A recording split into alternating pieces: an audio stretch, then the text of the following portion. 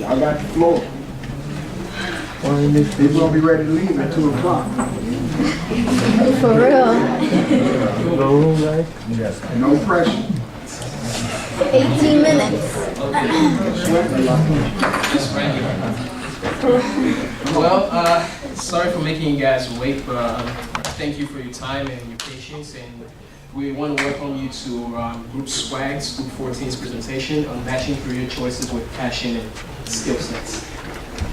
They don't know how to put it on. I know how to put it on. You should? There's no Wi-Fi in the room. I can't email. I can. I can't put guys. HDMI cords to make it work. Do you have a thumb drive? If you put on a thumb drive, you can put on that thing. It's not a PowerPoint presentation, it's a keynote You can presentation. save it under PowerPoint. Yeah, but it does come back because he doesn't have PowerPoint on. You need PowerPoint. Yeah, I've done everything. Sorry. Yeah, he doesn't convert it with PowerPoint, but he doesn't have PowerPoint, so you can't convert it. Okay. Email it. Doesn't work. Hotspot. You could ask me for Wi-Fi. Passion is a strong liking or desire for or devotion to some activity, object, or concept. The career field you should be something an individual enjoy doing and something that others not something that others dictate for them. So basically, if you're going to choose a career, don't choose it based on the amount of money you're going to make or how it will benefit you as far as financially. You would want to choose it if it's something that you love. If you want to be a doctor, but you only want to do that for the money, but you want to be a singer, but it's not guaranteed that you'll make it there, you will probably need to pursue singing if that's something that you love. Because most likely if it's something that you love and you work hard on it, you'll make it there. If it's something that you're doing for money, it won't work. You'll get the money, but you won't enjoy it, so you'll be miserable.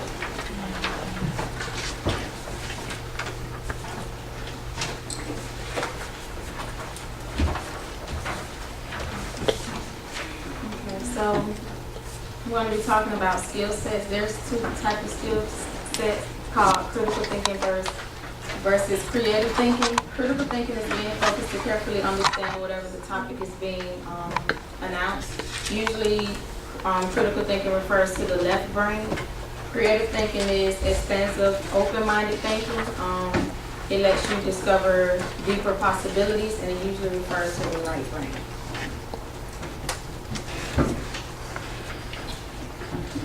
Then communicating versus collaborating. Communicating is transferring a thought to one another and then being guaranteed a thought back from that person. It allows the minds to come together for thinking.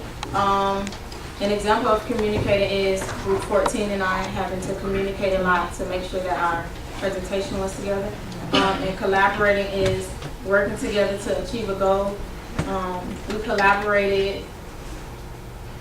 Yeah, we collaborated. You need collaboration to work together, whether you're in the workplace, school, or wherever you are.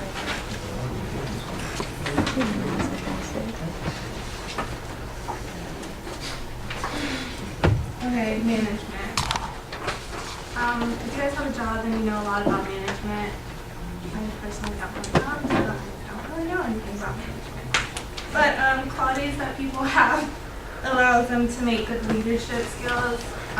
Ishmael was pretty good when it came to leadership skills, minus right now.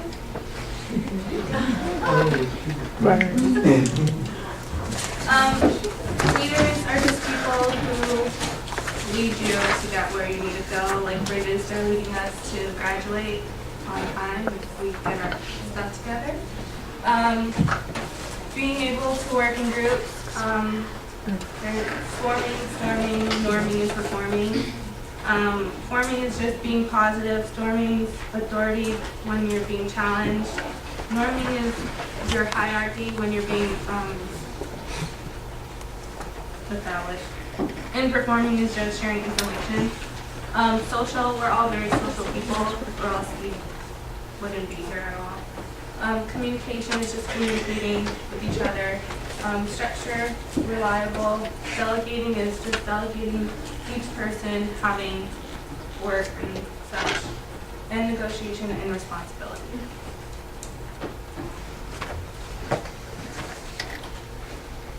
there's different types of management styles. There's autocratic, when the leader makes all of the decision, which would be like a dictatorship. You don't have any say in what you're gonna do. You're being told what to do. And there's permissive, and that's when the leader lets people have some say in decision making, so you have some say but barely any.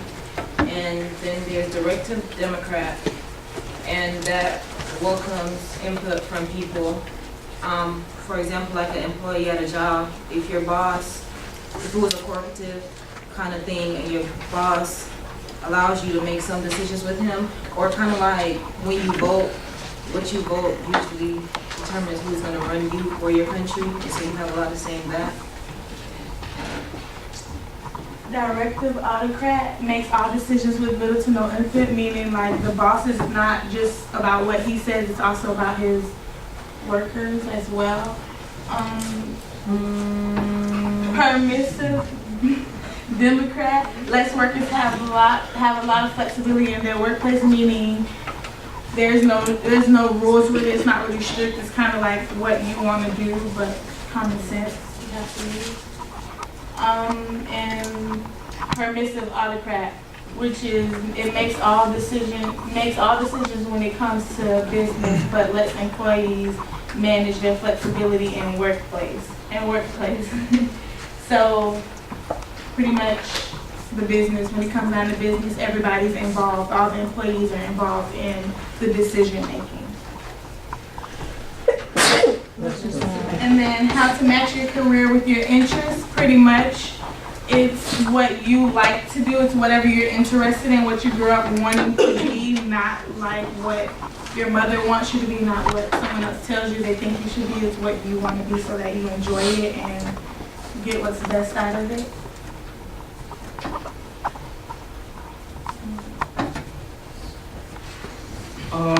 The importance of personality test. Well, personality test lets you know who you are, at least if you don't know who you are yet, let you know that, and also let you know where you want to go. There are different types of personality tests. Among them are, for example, you have the AVA, which is a personality test activity vector analysis. You have California Psychological Inventory, but the one prominent personality test that most other people use is a Brax type of personality, Brax assessment. And that one pretty much tests you, lets you know where you are right now, what stage you are, and all the things you want. And then from having what you want, helps you match what careers are out there, and helps you match like your goals to the careers. So you have careers out there that is going to be more prominent for you, that you're going to enjoy more instead of just looking up a bunch of careers.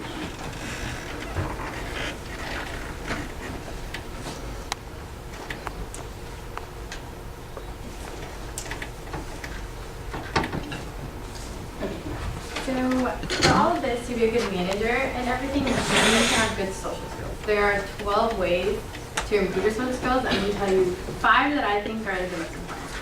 One is eye contact. I know for a lot of people presenting having eye contact is really awkward. A way of practicing that is having staring contests, or but for some people that is really, really like, it just makes them really nervous. A thing that also you can do is you look at people's foreheads. You can straight, like for example, like a horror forehead. But yeah, for example, you can do that. Or what you can also do is, a good way of relating with people is interpreting their emotions. So for example, like if you can relate to people's emotions, it's easier to relate to the person that you're talking to. So like if somebody's sad, like you can, you'll just like try to like talk to like work around them. There's also another way to practice is like when people are talking, like for example, if they're over here having a conversation and you're gonna join in, it's awkward for some people to join into other people's conversations. Another way of like socializing yourself and improving your skills is like learning how to approach people. You approach them, oh, hey guys, Mallory, like learn how to approach people. And it'll just, because in the workplace, you're going to have to approach a lot of people that you don't know. There is also, improvisational storytelling, which is, you just make up stories and on the spot you keep going. So I'd be like, once upon a time, there was a horse. The Ishmael would be.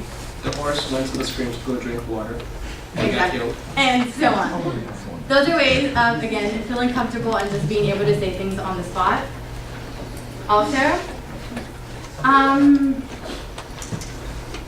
just going to read to you some facts. College environment provides social benefits to students as they move into the workforce. For example, the opportunities that we have here at Valencia, like group presentations, we have to take advantage of our group presentations because in the workforce, we're going to have to talk to people, as well as the volunteering. We volunteer to socialize around ourselves with people, learn good skills, because again, in the workforce, we will need that. I'm going to read to you a quote. It says, "The higher the initial level of social optimism and the bigger the increase during university studies, the greater the level of early work engagement, dedication, and career-related commitment." This is by Katrina Salma. Pretty much this means that what you learn right now in college will help you in the workforce, and what will help you in the workplace, it will help you in the future in general. Like, for example, right now when I'm learning to present in front of people, that will help me in my job. And those skills will work off in my life. And those are the tools.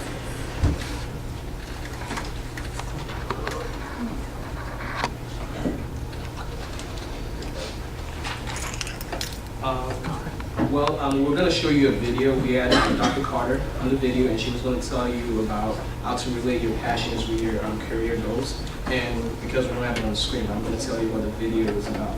And one of the things that she said in the video was that whenever you're choosing a career and you're trying to relate it to your passion, it's important to choose a career that you love. Do not go into a career, do not become a doctor because doctors make money.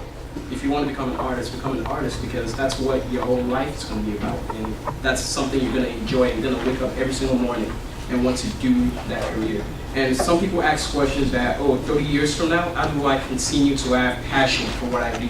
And the one way you can always have passion for what you continue to do, even 50 years from now, is to choose that right career.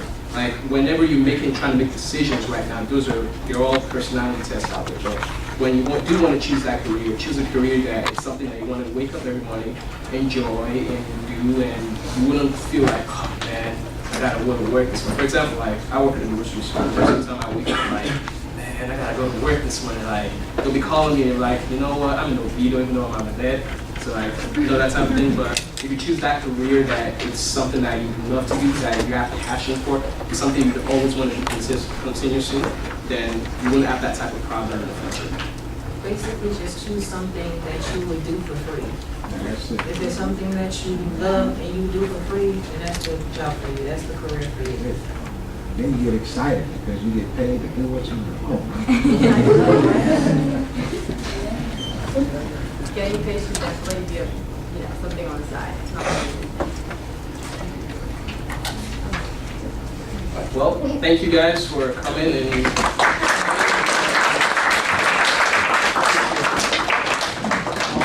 Thank you.